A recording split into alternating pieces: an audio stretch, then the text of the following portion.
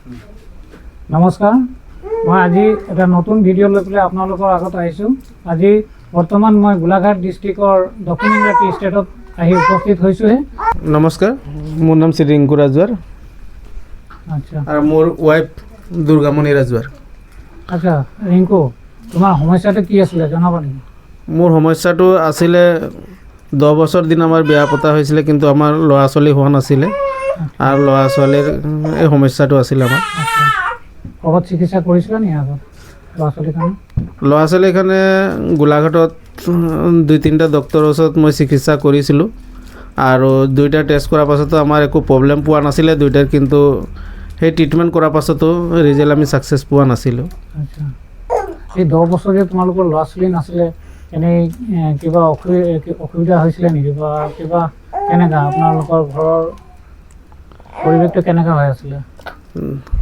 আপোনালোকতো জানে আজিকালি যদি ল'ৰা ছোৱালী সোনকালে নহয় বা খুব দেৰি হয়, তেতিয়া ঘৰৰ মানুহৰো বা বাহিৰৰ মানুহৰো কথা আমি কিছুমান শুনিবলগীয়া হয়, বা সমাজৰ সেইখিনি বহুত কথা থাকে, বা আমাক পুৰুষে যিমান কথা শুনিব লগা নহয় তাতকৈ বেছি মহিলাখিনি কথা শুনিব লগা হয়।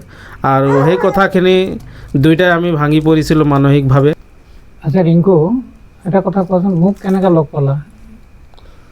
আপোনাক লগ পোৱাটো মই ভাবোঁ ভগৱানৰে আশীৰ্বাদ, কাৰণ মই নিজৰ ৱাইফক লৈ গৈছিলোঁ পেটৰ বিষৰ কাৰণে ট্ৰিটমেণ্ট কৰিবৰ কাৰণে। আৰু পেটৰ বিষৰ ট্ৰিটমেণ্ট কৰোঁতে মই চিভিলতে দেখুৱাইছিলোঁ, সেইমতে আপোনাকেই লগ পাইছিলোঁ। আৰু আপুনি লিখি দিয়া মতে বাকীখিনি টেষ্ট কৰিছিলোঁ।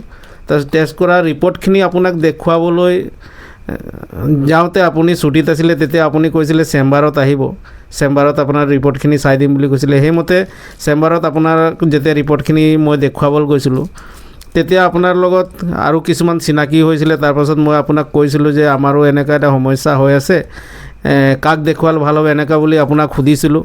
তেতিয়া আপুনি কৈছিলে যে ময়ো সেই চিকিৎসাৰ মানে ট্ৰিটমেণ্ট কৰোঁ, তুমি যদি ইচ্ছা হয় তেতিয়াহ'লে মই কথাখিনি কওঁ। আৰু সেইমতে আপোনাৰ পৰা মই কথাখিনি শুনি খুব সোনকালে আপোনাৰ পৰা যিখিনি আপুনি দৰৱ দিছিলে বা ট্ৰিটমেণ্ট কৰিছিলে, সেই ট্ৰিটমেণ্টৰ অনুযায়ী আজি ভগৱানে মাধ্যম এটা দেখুৱাই দিলে আপুনি আকৌ ভগৱান হিচাপে মই পালোঁ বুলি মই ভাবোঁ।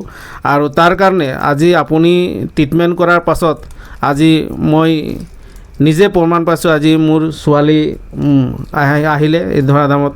আৰু আমাক যিটো ভোগত ভুগি আছিলোঁ, যিটো মানসিকভাৱে ভুগি আছিলোঁ, আজি নিথৈ আনন্দিত যে আমাৰ মাজতো আমাক মা দেউতা ক'বৰ কাৰণে সন্তান এটা আমাৰ মাজত আহিল। আচ্ছা দুৰ্গামণি, এতিয়া তুমি কোৱাচোন তোমাক কেনেকৈ লাগিছে? আজি বহুত ভাল লাগিছে ছাৰ। বেবীটো অলপ দেখাবা নেকি? ফালে মুখটো অলপমান ঘূৰাই ছাৰ দেখাইছে।